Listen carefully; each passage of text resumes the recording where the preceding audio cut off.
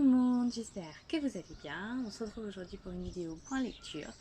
Comme vous l'avez remarqué, le cadre a un peu changé puisque du coup on va dire, j'ai bougé. On va dire pour les 15 prochains jours, du coup, pour les 15 prochains jours, du coup, les vidéos seront avec ce magnifique cadre où il fait beau, il fait chaud. Puis c'est en pleine campagne, du coup, c'est beaucoup de calme, surtout ce qui est parfait pour la lecture. Donc voilà, donc c'est parti, du coup c'est une vidéo point lecture, je vous parlerai de mes lectures. J'ai 4 livres hop là, en réel et j'ai un e-book. Hop là, du coup on va commencer par lui. Du coup c'est le e-book, c'est Je réinventerai la pluie pardon, de Lily Ames. La marque d'édition c'est Bookmark. Du coup on va suivre dans ce livre, on va suivre l'histoire de Iris qui est un jeune souffleur de verre. Un très bon souffleur de verre justement, puisque du coup il est considéré comme l'un des meilleurs de sa génération. Lors de sa dernière exposition à New York, en fait, il a décidé de retourner du coup dans sa ville natale pour récupérer l'atelier et la maison de sa grand-mère qui est morte. Et c'est surtout là en fait aussi où on va apprendre son passé et ce qui l'inspire à faire ses créations. Et cette question-là, qu'est-ce qui vous inspire? Et la question à laquelle il ne répond jamais lors des interviews et même ses amis ou son manager ou autre, il n'a jamais répondu à cette question à personne. Et donc nous, on va suivre en fait le pourquoi du comment et on va surtout retrouver la personne qui l'a blessé en quelque sorte, la personne pour qui il crie à chaque fois quand il souffle ses sculptures. Et donc c'est une très belle histoire d'amour. J'ai beaucoup aimé la plume de l'auteur. Et franchement, j'ai souffert en même temps que Iris tout au long du roman, du coup, parce qu'on on suit du coup son histoire d'amour, son passé, aussi son présent, et donc du coup, on voit que c'est la seule personne qu'il aimait. On apprend aussi le pourquoi de certaines choses s'expliquent. Et du coup, j'ai vraiment beaucoup aimé. J'ai été contente de la fin, mais j'ai beaucoup souffert pendant cette lecture, donc c'est un très bon roman, je le conseille absolument. Ensuite, j'ai fini la saga Shadow Sense. Du coup, j'ai lu le tome 2, La couronne de fumée. Je l'ai beaucoup aimé. La fin s'est terminée un peu sur un cliffhanger. Donc, un personnage qu'on pensait mort, en fait, ne l'était pas du tout. Donc, on le retrouve dans ce tome-là. J'étais juste un peu déçue parce que du coup, contrairement au tome 1, Raquel, excusez-moi, et Ash sont très peu ensemble, on va dire. Du coup, il y a beaucoup moins leur dialogue de sarcasme que j'avais beaucoup aimé, qui pour moi faisait la magie du tome 1. On est surtout du coup concentré sur en fait la politique. C'est vraiment un tome sur lequel la mise en place de la position et surtout de prendre le pouvoir en fait est l'axe principal de ce tome là. On apprend aussi ils veulent absolument savoir si du coup Ash peut se débarrasser de ses pouvoirs. Donc c'est un tome que j'ai aimé, moins que le tome 1, personnellement. Et pour moi, il y a beaucoup de choses qui restent en suspens. Et normalement, il n'y a que 2 tomes, hein, parce que j'ai regardé, mais la fin reste assez ouverte. Donc voilà. Après, si on a commencé le tome 1, on continue à le lire, parce que même si j'ai beaucoup moins apprécié, c'est un roman qui est très bon, hein, loin de là. Mais du coup, entre le tome 1 et 2, c'est le tome 1 que je préfère, mais j'ai été très contente de lire cette saga, elle est très jolie. J'ai beaucoup aimé, c'est un thème sur les senteurs qui est abordé très rarement. Donc c'est un joli univers, et puis j'ai beaucoup aimé quand même le tome, je l'ai lu très rapidement, donc c'est franchement, je le recommande. Et c'est une très belle lecture, mais pas de véritable coup de cœur pour celui-ci. Ensuite, et alors là, c'est 3... Hop là, c'est 3 coups de cœur pour les 3. Donc du coup, je sais pas trop lequel commencer. On va commencer par celui-ci. Donc c'est Silent Bones. Donc c'est un roman, c'est la maison d'édition Lumens. Parce que du coup, à la base, c'est un manga, il y a eu un animé. Et là, du coup, l'édition Lumens l'a sorti en version roman. Et il est juste génial. Moi, j'ai vu l'animé. Et je suis hyper contente de cette initiative. Donc du coup, je l'ai acheté dès qu'il est sorti. Je l'avais précommandé. Et j'ai ressenti des émotions totalement différentes par rapport à l'animé quand je l'ai regardé. J'ai pleuré tout autant, hein, on va pas se cacher, ni se leurrer, ni se mentir.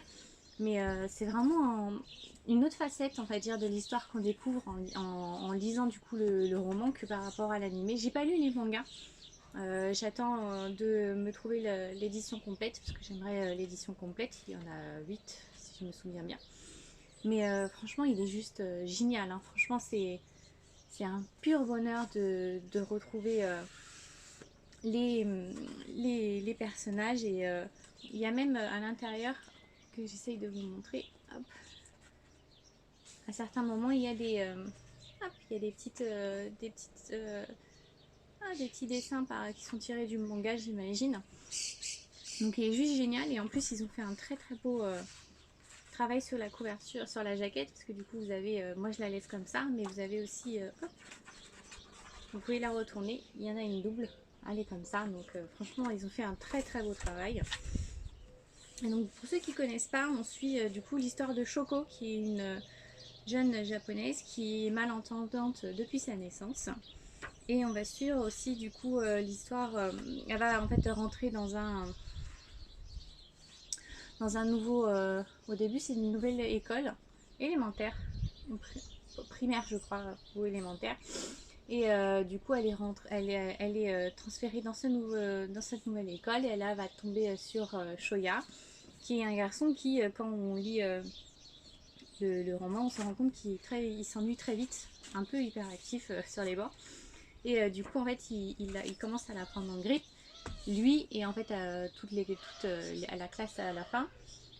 Et le seul problème, c'est qu'à un moment donné, lorsqu'il fait une de ses blagues, la blague tourne au cauchemar, et donc c'est sur lui que tout retombe, en fait, alors que toute la glace était contre la jeune fille, hein. Sauf que du coup, bah, il se retrouve être lui-même un paria, ses deux meilleurs amis ne lui parlent plus, et donc du coup, quand il grandit, il n'a qu'une idée en tête, en fait, c'est se faire pardonner.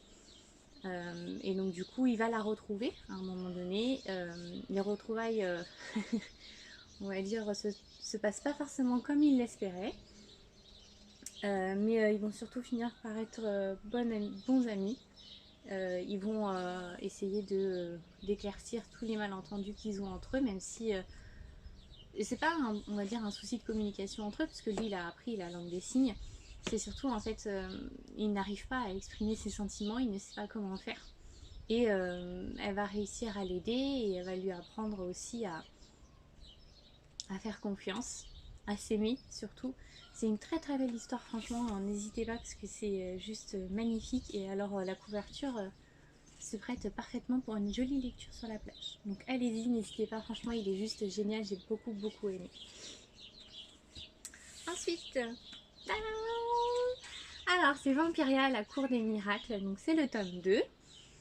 Du coup c'est la suite, on retrouve du coup notre chère petite souris qui est devenue l'écuyère, excusez-moi, favori du roi soleil. Il lui confie du coup une nouvelle mission suite à on va dire un combat, voilà. Une nouvelle cour du coup de vampires a été créée. La reine qui la préside lui lance un combat ou un défi, voilà, plus un défi au roi soleil. Elle lui demande de capituler Paris et qu'elle soit du coup, elle en devienne la reine. Du coup, le roi soleil demande à son écuyère préférée de la trouver, de la tuer, de lui ramener le secret qui fait qu'elle peut contrôler les ghouls. Et donc du coup, elle décide, donc elle accepte la mission, sauf qu'elle n'a pas du tout les mêmes ambitions que le roi. Tout ce qu'elle veut, en fait, c'est tuer la reine vampire qui préside la cour des miracles, pour éviter justement que le secret du contrôle des ghouls tombe entre les mains du roi, parce que sinon il serait impossible à renverser. Et du coup, c'est un roman qui a beaucoup beaucoup d'action. C'est aussi un roman qui montre d'autres facettes de Paris. Euh, c'est aussi comment dire, elle va devoir en fait faire confiance à d'autres vampires, chose qu'elle déteste par-dessus tout. Elle va aussi en fait apprendre à devoir en fait jouer son double jeu l'apaise de plus en plus. Elle ne veut plus du tout, elle a du mal à cacher en fait qui elle est et ça devient extrêmement pesant pour elle. Et ce qui l'est d'autant plus, c'est qu'au début, dès le début du roman, hein, on tombe sur on va dire une scène un peu, ça part en cacahuète. Et lorsque ça part en cacahuète, elle est malheureusement obligée de tuer quelqu'un et elle se rend compte que ça devient malheureusement de plus en plus facile pour elle et ça commence un peu à l'inquiéter. Mais c'est un roman qui est juste génial, hein. Franchement, il y a de l'action tout au long, on a du mal à le lâcher. Je l'ai lu en une journée. Je l'ai commencé le matin à 9h, à 18h ou 19h le soir, je l'avais fini. On se rend pas compte que les pages elles passent tellement il est super bien, il est juste génial. Les explications et les, les, les détails que l'auteur nous donne sur le Paris qu'il a imaginé, ils sont juste géniaux. On imagine sans souci les décors, c'est juste impressionnant et juste magnifique. Et je me suis prise, on va dire, de pitié pour la reine des miracles. C'est juste en fait une victime collatérale des vampires et de leur soif de pouvoir. Et franchement, j'aurais aimé qu'elle ne meure pas, qu'elle devienne plus un allié qu'un ennemi. Donc je suis un tout petit peu déçue pour ça, mais après j'imagine que la suite m'a réservé encore beaucoup de surprises, parce que du coup, je ne sais pas combien il y a un tome il y a, mais c'est déjà marqué à la fin comme quoi, hop, le tome 3 du coup est prévu et il doit sortir, donc j'ai hâte de retrouver les aventures de cette toute petite souris qui sont juste très bien et j'espère qu'elle va réussir à libérer ce pari-là. Et enfin, on va dire le summum, voilà, de toutes ces lectures, c'est celui-ci. C'est La vie invisible d'Adi Larue de Victoria E. Schwartz. Et c'est pareil, c'est l'édition Lumen. Comment dire, c'est un livre juste magnifique. Il est juste plein de poésie. C'est un livre, pour être honnête avec vous, quand j'ai fermé, quand j'ai lu la dernière page, je me suis posé mais alors des tonnes de questions. J'ai remis en question toute ma vie selon laquelle je la vivais actuellement. C'est vraiment un livre qui vous transporte, il est juste hyper intensif en émotion. C'est ça en fait, ouais. Il est hyper intensif en émotion en fait. Et il est juste génial. Du coup, on va suivre en fait l'histoire de Adi. Au fil des chapitres, où on jongle entre son passé et son présent. Et c'est ce qui fait en fait toute la poésie du bouquin. Du coup, elle nous explique comment elle a vécu les premières années suite à sa malédiction. Comment elle a fait pour en comprendre toutes les barrières jusqu'où elle pouvait aller, tout ce qu'elle pouvait faire, tout ce qui lui était possible de faire. Et elle nous apprend surtout en fait qu'il est possible en fait de vivre. Certes, elle vit, mais elle en est surtout quelque peu lassée. Et si elle n'abandonne pas la partie, surtout, c'est parce qu'elle ne veut pas perdre face au démon qui l'a maudit. Et du coup, elle va tout faire en fait pour laisser une petite trace au fur et à mesure qu'elle passe les années. Elle va laisser une petite trace au fil. C'est un joli fil rouge que l'on voit passer. Et il est juste magnifique. Le travail qu'ils ont fait sur la couverture est juste magnifique. Parce que du coup, vous avez... donc ça, c'est la couverture qui est sur le bouquin. Donc ça, c'est Adi avec ses petites constellations sur ses joues. Et ça, du coup, c'est la jaquette qui est un peu en forme de papier calque. Je sais pas si vous arriverez bien à voir.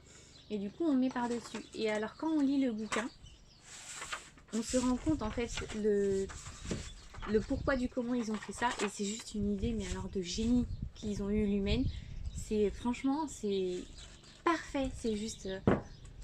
quand j'ai lu le passage et que du coup j'ai refermé je me suis arrêtée, j'ai regardé le travail qui avait été fait, je me suis dit mais c'est des génies.